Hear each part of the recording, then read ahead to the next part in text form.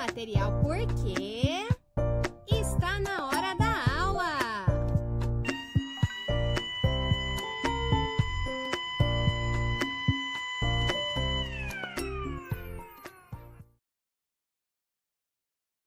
Aula de História.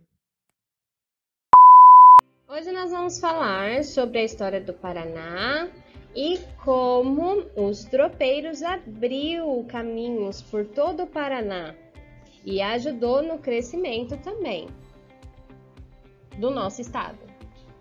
No final do século XVII, com a descoberta do ouro em Minas Gerais, muitos aventureiros se dirigiram para a região em busca de riquezas. Tanto o transporte do ouro como de outras mercadorias que abasteciam a região de Minas era feito por animais de carga, conduzido por tropeiros. Os tropeiros eram os homens que conduziam tropas de animais de carga, levando mercadorias para várias regiões do Brasil. As tropas de mulas carregavam alimentos, roupas, utensílios domésticos, ferramentas de trabalho e outros produtos. Também eram os tropeiros que levavam o gado criado no sul até as províncias de São Paulo e Minas Gerais, onde as boiadas eram vendidas e os animais utilizados no trabalho de mineração. Numa época em que o correio e os jornais não chegavam ao interior, até mesmo cartas e notícias eram transportadas pelos tropeiros.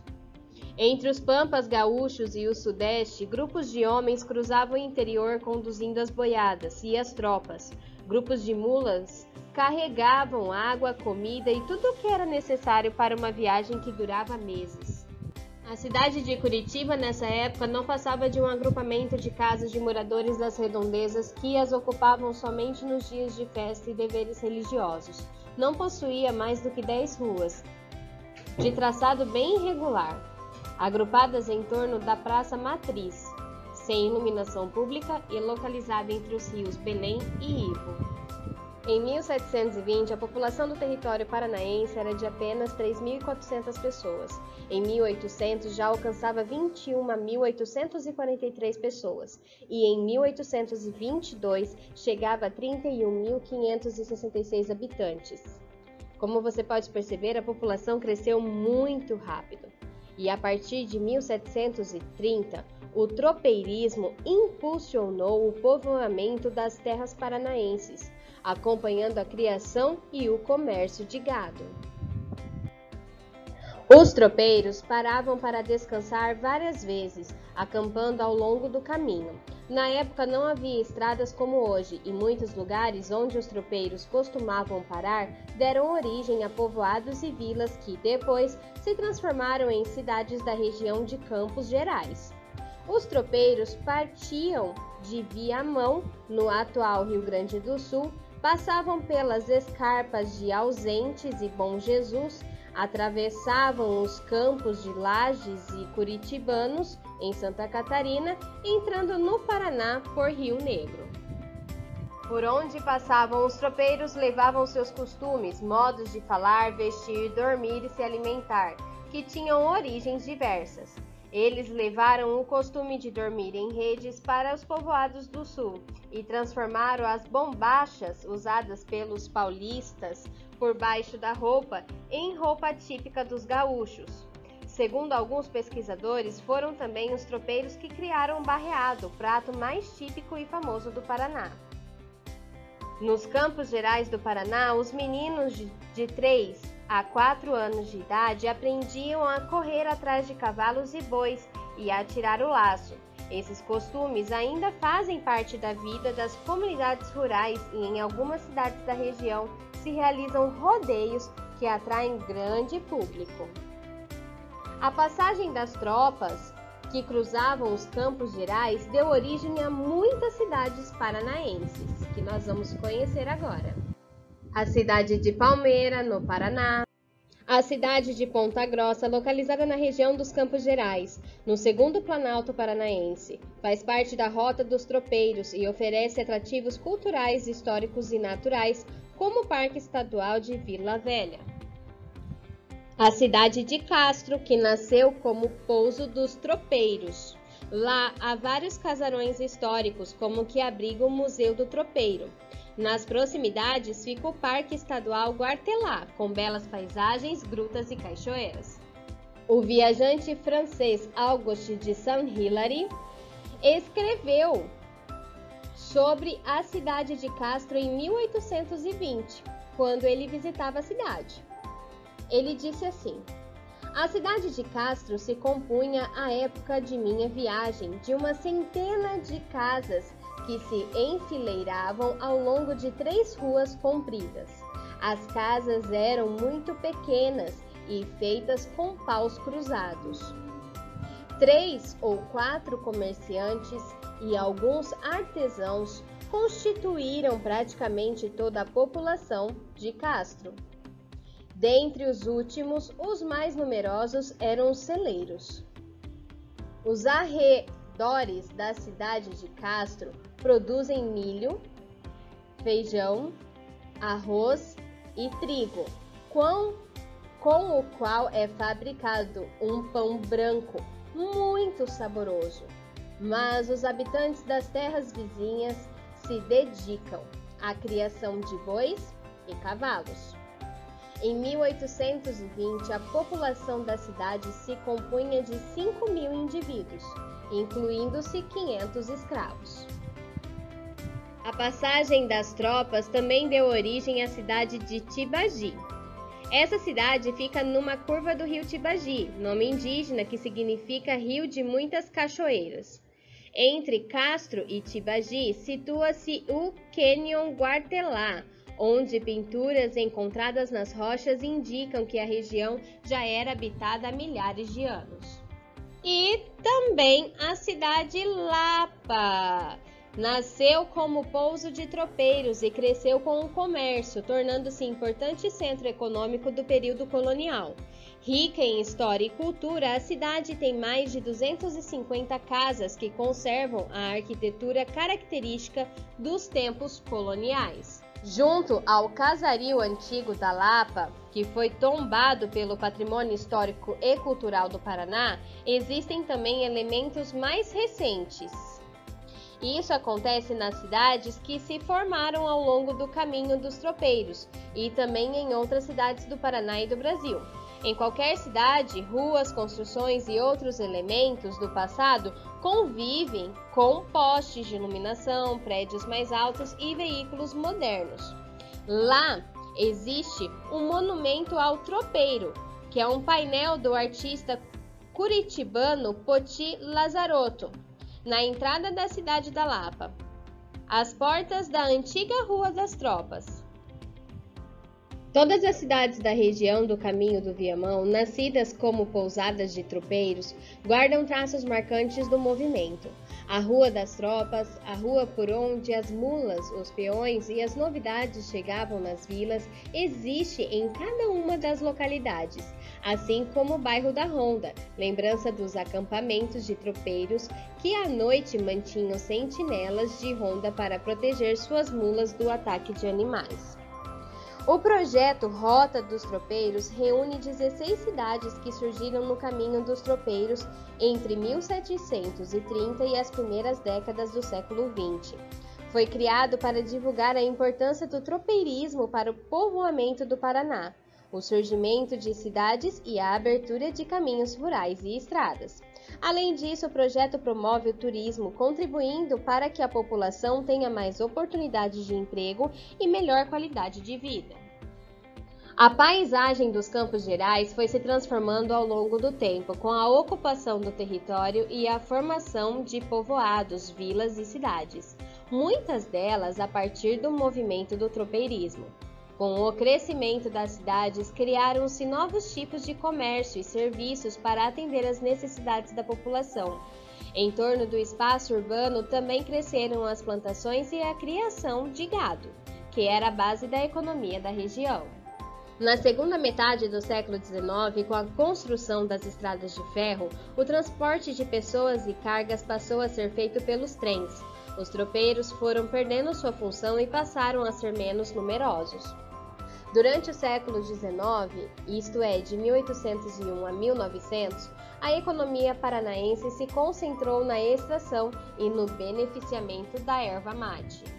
Foram os indígenas que ensinaram os primeiros povoadores brancos a usar a erva mate, uma planta nativa das terras paranaenses. Os indígenas tinham o costume de mascar a erva mate verde e consideravam sagrada essa planta, que, segundo eles, curava doenças do estômago e das vias respiratórias. Os jesuítas, por sua vez, tostavam e moíam a erva mate para preparar um chá. No século XVII, tomar o chimarrão, que é um mate amargo, era um hábito de quase toda a população do território paranaense. Nas fazendas paranaenses, durante o século XIX, os trabalhadores plantavam, colhiam e se beneficiavam da erva mate. Para colher, cortavam os galhos maiores e mais maduros da planta. Depois carregavam os galhos nas costas até um fogão a lenha a fim de tostá-los. Em seguida, as folhas eram secas ao sol, trituradas e colocadas em sacos. Os trabalhadores levavam os sacos nas costas ou em mulas até um engenho, onde a erva era desidratada e separada em vários tipos, conforme sua qualidade. No início do século XIX, quando o Paraná ainda fazia parte da província de São Paulo, Curitiba era uma cidade pequena, com pouco mais de 200 casas, quase todas térreas e feitas de pedra. Os quintais eram cheios de árvores frutíferas, como cerejeiras e pessegueiros. Havia algumas ruas largas, pavimentadas e calçadas. Uma grande praça central quadrada e 3 igrejas feitas de pedra. Naquela época, circular por Curitiba não era fácil. Era preciso atravessar vários pântanos que existiam na cidade, o que trazia sapos para as ruas, lojas e até para dentro das casas. Além disso, vacas e outros animais andavam soltos pelas ruas. À noite, a cidade era iluminada por lampiões a óleo. Pelas ruas circulavam charretes e carroças, mas a maior parte das pessoas andava a pé, pois a primeira linha de bondes só seria inaugurada no fim do século XIX. Em torno de 1820, a comarca de Curitiba compreendia, além de sua sede, as cidades de Guaratuba e Paranaguá, Antonina, Cananéia e Iguapé, todas no litoral, e ainda Lages, que hoje pertence ao estado de Santa Catarina, e Vila Nova do Príncipe, conhecido também como Lapa. A produção da erva mate contribuiu para a instalação de indústrias como as que fabricavam barricas para embalar o produto. Também impulsionou o crescimento de cidades próximas dos engenhos, como Guaíra e Rio Negro. Os carregamentos de erva mate eram levados por carroças puxadas por 6 ou 8 animais, do Planalto até os portos de Antonina e Paranaguá. A partir de 1882, a erva mate passou a ser transportada em barcos a vapor até os portos. Os rios Iguaçu, Negro, Timbó e Canoinhas eram navegados por barcos de todos os tamanhos, levando centenas de sacos de erva mate. Cidades como União da Vitória, Porto Amazonas e São Mateus do Sul, de onde partiam os carregamentos para exportação, se desenvolveram bastante nessa época. Para levar os carregamentos de erva mate até os portos, foram construídas a Estrada da Graciosa, inaugurada em 1873, e a Ferrovia Curitiba-Paranaguá, inaugurada em 1885. A produção e exportação de erva mate chegou a representar 85% da economia paranaense, contribuindo para que, em 1853, o Paraná conseguisse sua emancipação política em relação à província de São Paulo, tornando-se província do Paraná. Além da plantação de erva mate, e desde o início da colonização, lá no século XVI, ocorreu o desmatamento das florestas do território paranaense para a extração de madeira, utilizada naquela época na construção de moradias e na fabricação de móveis. Mas, a partir do século XIX, a madeira passou também a ser explorada para comercialização. Em 1874, foi instalada entre os atuais municípios de Quatro Barras e Piraquara a Companhia Florestal Paranaense. No início do século XX, já havia muitas serrarias no Paraná e a maior parte da madeira era exportada para a Argentina. Quando uma área já estava totalmente desmatada, a serraria se mudava para outro local, levando com ela os trabalhadores. As toras de madeira eram transportadas em barcos a vapor pelo rio Iguaçu. Também no fim do século XIX começou o cultivo de café aqui no Paraná. Grandes porções de floresta nativa foram derrubadas para dar lugar às lavouras de café. A produção cafeeira dava muito lucro aos fazendeiros, pois a mercadoria era exportada a um preço alto para a Europa e os Estados Unidos. O café foi tão importante para o Brasil que serviu de tema e inspiração a artistas e poetas brasileiros. O café, que hoje em dia é consumido diariamente em todas as regiões do Brasil, não é uma planta brasileira, mas sim africana. Isso mesmo, o café veio do continente africano. Originário da Etiópia, o café foi levado para a Europa no século XVII e chegou ao Brasil no século XVIII. O café no Brasil foi introduzido inicialmente no Pará. Depois, o café foi plantado em grande quantidade no Vale do Paraíba, região situada entre os atuais estados do Rio de Janeiro e de São Paulo. Com o tempo, o café tornou-se a base da economia brasileira e o principal produto de exportação. No final do século XIX, as lavouras de café já ocupavam todo o oeste paulista, região de terra fértil, conhecida como terra roxa. Esse mesmo tipo de solo existia no norte do Paraná, com o nome de terra vermelha. O café se adaptou tão bem no norte do Paraná quanto no oeste paulista, e passou a substituir a produção de erva mate, que no final do século XIX já estava diminuindo, pois já não dava mais tanto lucro aos proprietários de terras. Com o crescimento da produção cafeeira no Paraná, foram construídas estradas e ferrovias para transportar o produto. Várias cidades se formaram ao redor das plantações de café, começando pelo Norte Velho, onde se iniciou o cultivo cafeeiro a partir de 1860. No Norte Novo, a cafeicultura chegou por volta de 1930. Já no chamado Norte Novíssimo, as lavouras de café chegaram aproximadamente em 1940.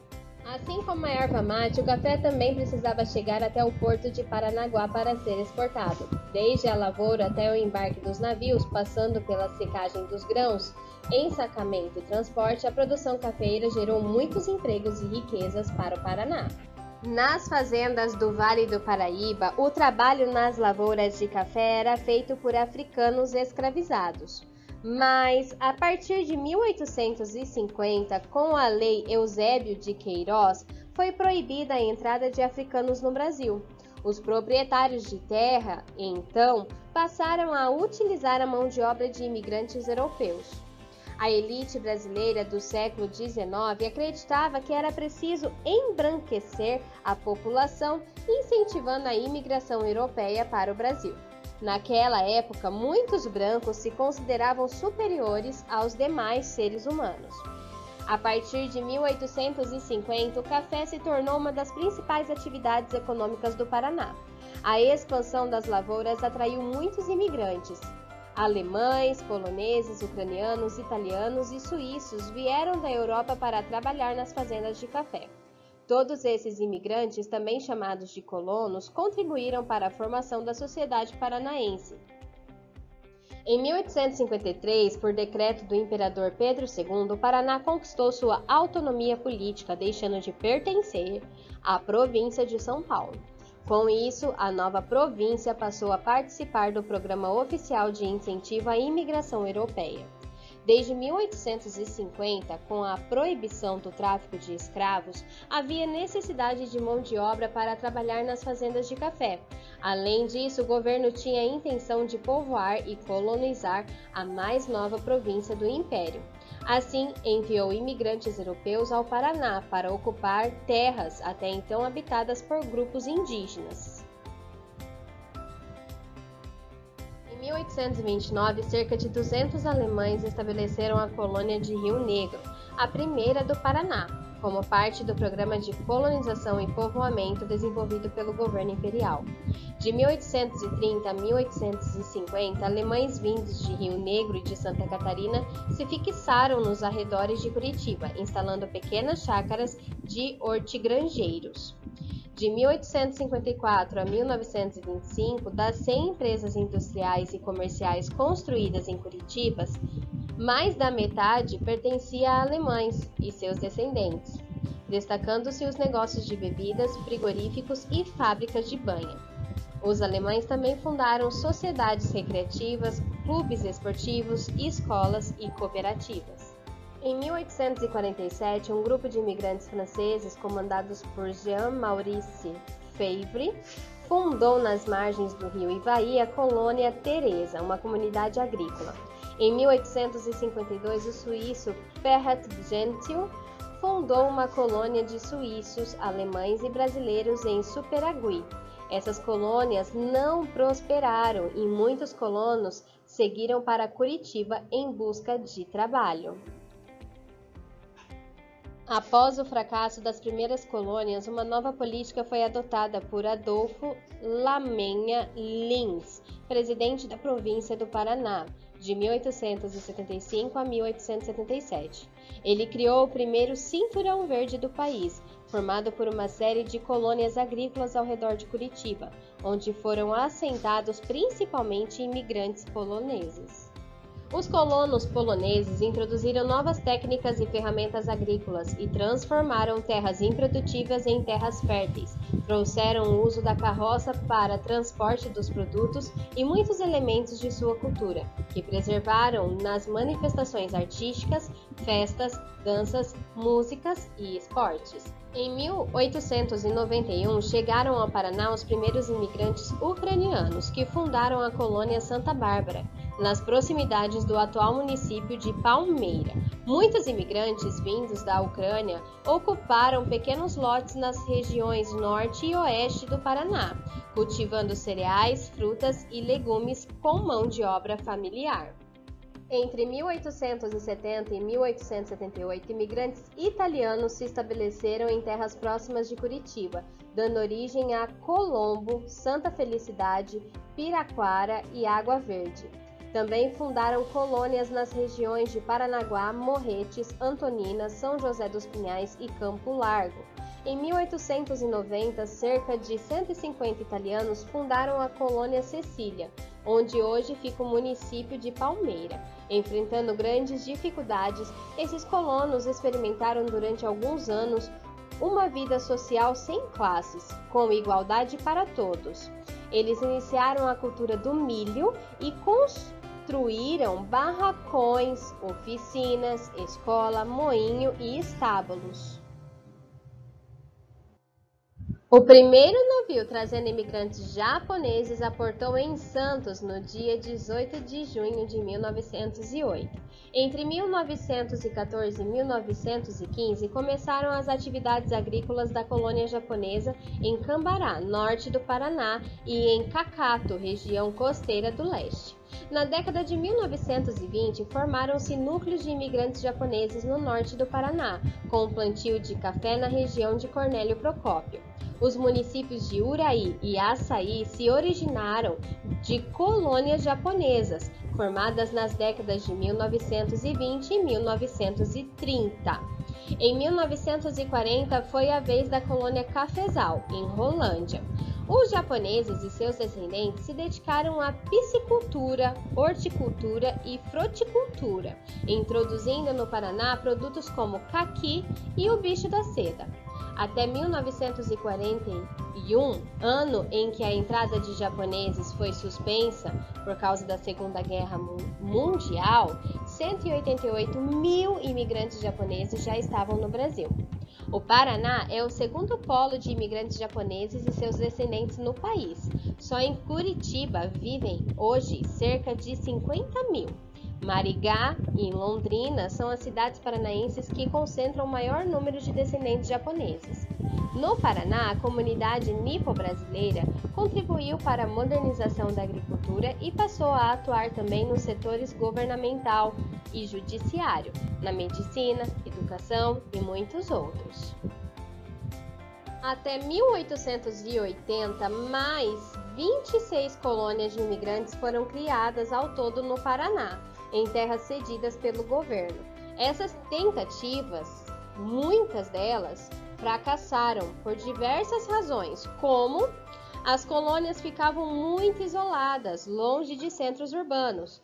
Não havia estradas para chegar aos centros urbanos mais próximos. Os colonos não tinham escolas nem atendimento médico. Os colonos não recebiam ajuda do governo para comprar sementes e ferramentas, nem tinham a propriedade da terra que ocupavam. Apesar das dificuldades, a política de incentivo à imigração contribuiu para a modernização do Paraná e para a formação de uma classe média tanto rural quanto urbana.